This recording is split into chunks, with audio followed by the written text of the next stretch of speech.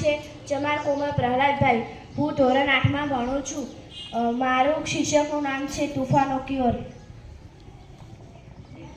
तूफानों की ओर घुमा दो नाविक निज पतवार.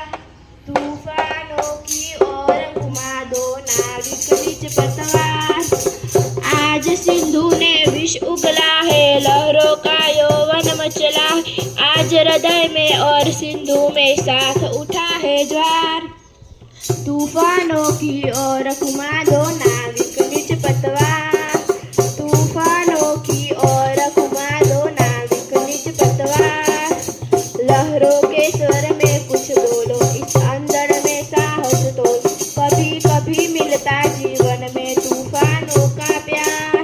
तूफानों की ओर घुमा दो नाविक निज पतवार. तूफानों की ओर घुमा दो नाविक निज पतवार.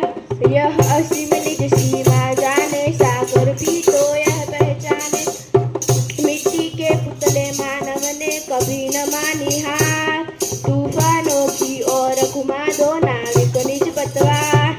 सागर की अपनी क्षमता है, पर माझी भी कब थकता. जब तक सांसों में स्पंदन है, उसका हाथ नहीं रुकता है. उसके ही बल पर कर डाले सातों सागर पार. तूफानों की ओर घुमा दो नाविक निज पतवार.